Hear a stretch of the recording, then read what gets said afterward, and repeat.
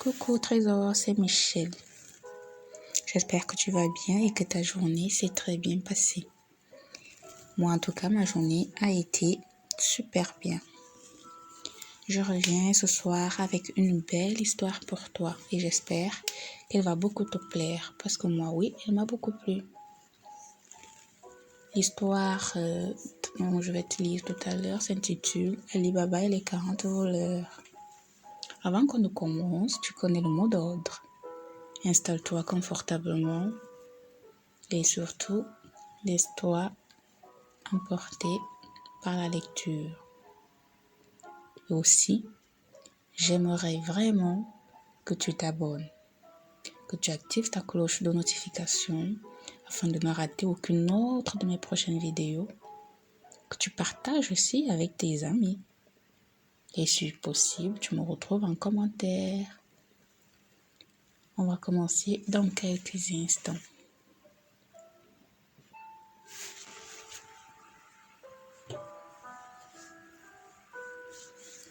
Il était une fois, dans un lointain pays d'Orient, un charpentier nommé Ali Baba, qui vivait pauvrement avec son épouse.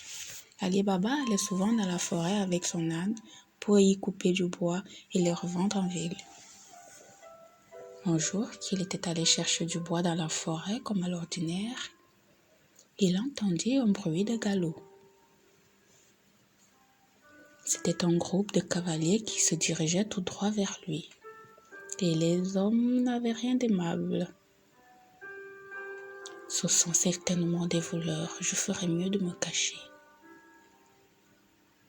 Ali Baba cacha son âne derrière les buissons et grimpa à un arbre. Les hommes arrivèrent et s'arrêtèrent juste sous l'arbre. Ali Baba les compta, ils étaient 40 exactement.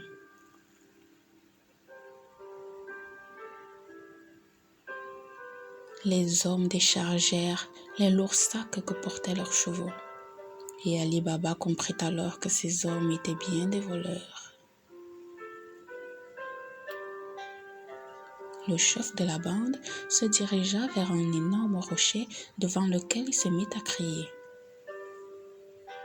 « César, ouvre-toi !» Soudain, il se passa une chose incroyable. Le grand rocher glissa sur le côté comme une porte coulissante, laissant apparaître une grotte. Les voleurs entrèrent un par un, emportant leurs gros sacs.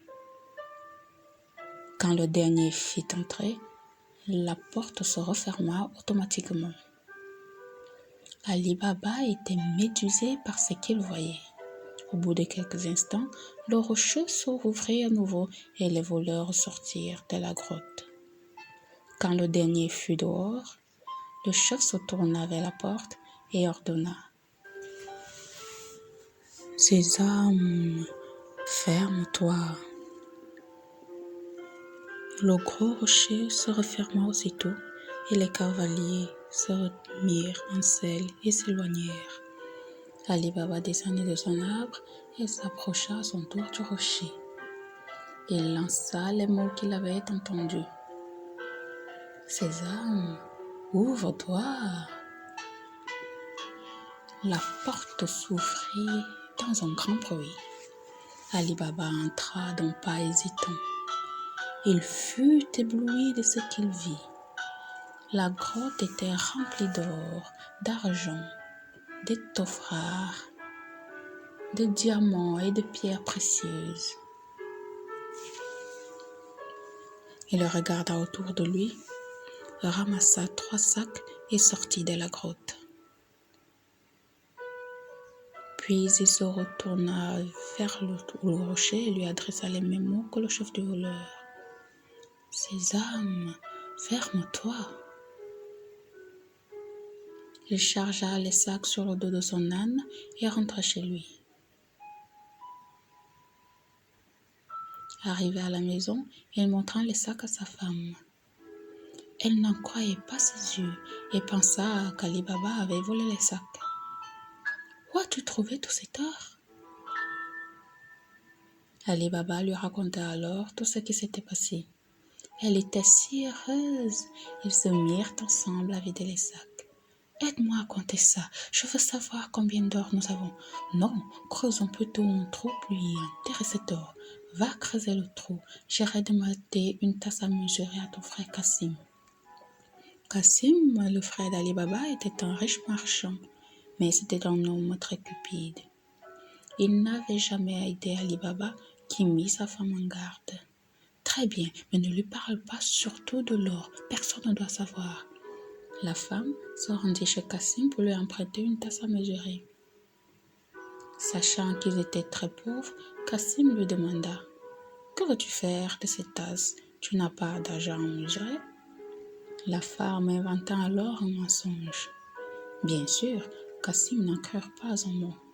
Il mit discrètement un peu de miel sur la tasse avant de la confier à l'épouse d'Ali Baba. La femme rentra chez elle avec la tasse et commença à mesurer l'or. Puis, quand ils eurent tout compté leur or, Ali Baba alla l'enterrer dans un grand trou.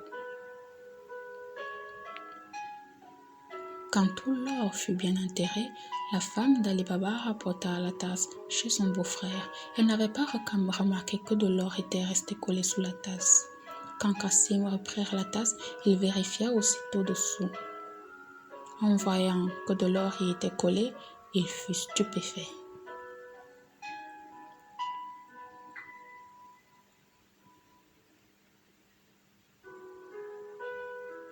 Je me demande où Ali Baba a pu trouver cet or.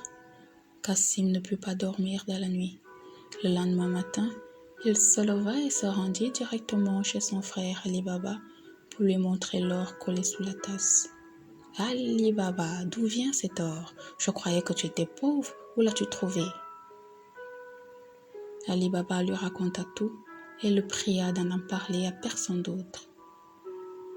Si tu ne me dis pas où se trouve cette grotte, je dirai aux voleurs ce que tu as fait.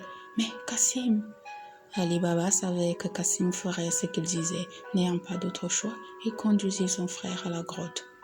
La grotte est juste derrière ce rocher. Maintenant, allons-nous-en d'ici. Les voleurs ne vont pas tarder à revenir. Ali Baba et Kassim rentrèrent chez eux, mais Kassim ne cessait de penser à la grotte. Il prit 2 chevaux avec lui et retourna à la grotte aussitôt. Arrivé devant l'entrée, il récita les mots qu'Ali Baba lui avait indiqués. « Sésame, ouvre-toi !» Le gros rocher se mit à bouger et la grotte s'ouvrit. Kassim n'en croyait pas ses yeux. Il était fasciné par le spectacle qui s'offrait à lui, hypnotisé par tout l'or qui brillait. Le plus vite possible, il commença à remplir les sacs qu'il avait apportés avec tout l'or qu'il pouvait. Quand tous ses sacs furent pleins, il retourna vers la sortie. Mais la porte s'était refermée. Et malheureusement, il avait oublié les mots qu'il fallait dire.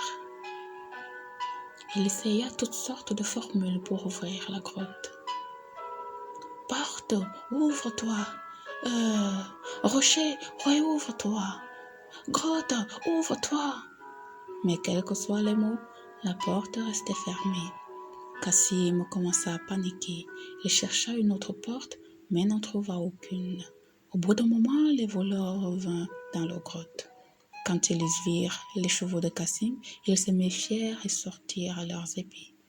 « Sésame, ouvre-toi !»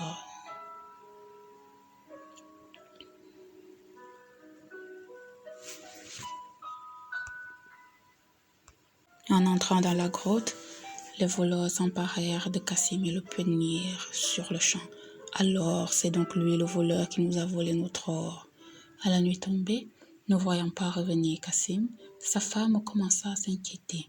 Elle courut chez Ali Baba pour lui demander son aide. Ali Baba aussi était inquiet pour son frère. Il retourna à la grotte et vit les 2 chevaux qui attendaient devant la porte. Il comprit alors que son frère était à l'intérieur et qu'il s'était fait tuer par les voleurs. Il retourna voir sa belle-sœur et lui raconta tout. Ensemble, ils décidèrent de n'en parler à personne. Au bout de quelque temps, Ali Baba et son épouse vinrent s'installer dans la maison de Kassim. Il s'occupait de son commerce et aidait à le faire prospérer. Leur fortune ne cessait de croître. Dans le même temps, le chef des voleurs se rendait compte que l'or caché dans sa grotte ne cessait de diminuer de jour en jour. Il ordonna donc à ses hommes de vérifier s'ils ne voyaient rien de suspect. Va en ville, cherche s'il n'y a pas quelqu'un qui serait devenu soudainement riche et dépensier. Depuis quelque temps, en se promenant dans les rues du marché, l'homme vit Ali Baba qui payait ses achats avec de l'or. Il le suivit jusque chez lui. Quand Ali Baba entra dans la maison, le voleur marqua sa porte. À la nuit tombée, la femme de Cassim sortit pour donner de l'eau fraîche aux animaux. C'est alors qu'elle remarqua la marque qui était sur sa porte. Elle comprit que la marque n'annonçait rien de bon. Elle prit un pot de peinture et marqua toutes les portes du voisinage.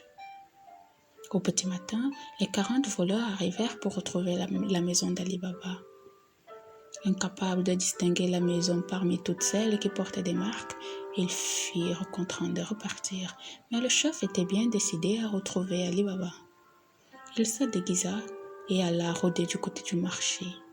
Il finit par retrouver Ali Baba et le suivit jusque chez lui. Quand il frappa à la porte, Ali Baba vint lui ouvrir. « J'ai fait un long voyage. J'ai rapporté des jarres d'huile d'olive. On dit que vous êtes le marchand le plus riche de la région. Peut-être voudriez-vous en acheter ?»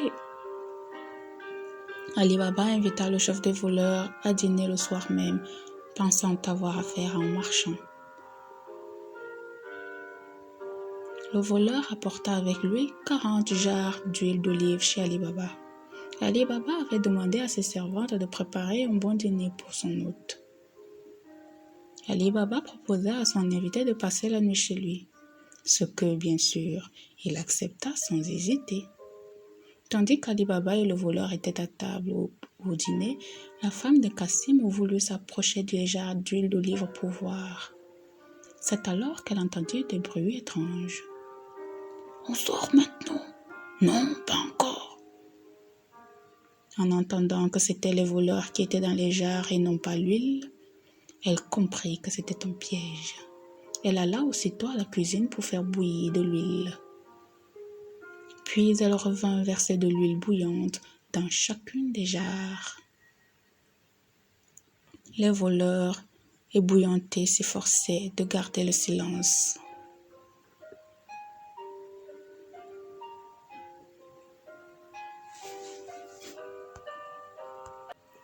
À minuit, quand tout le monde était endormi, le chef des voleurs alla vers la jarre.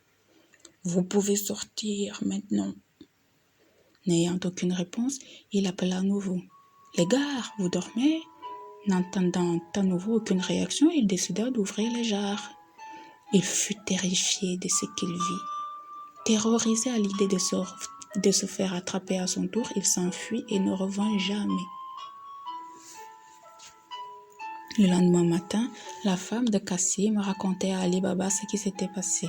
Cette fois, il s'avère qu'il n'aurait plus jamais à s'inquiéter des voleurs. À partir de ce jour, Ali Baba et sa famille menèrent une vie heureuse.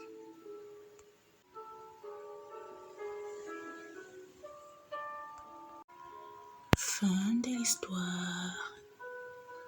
À présent, je vais te laisser accompagné d'une musique relaxante. Bonne nuit et à très bientôt.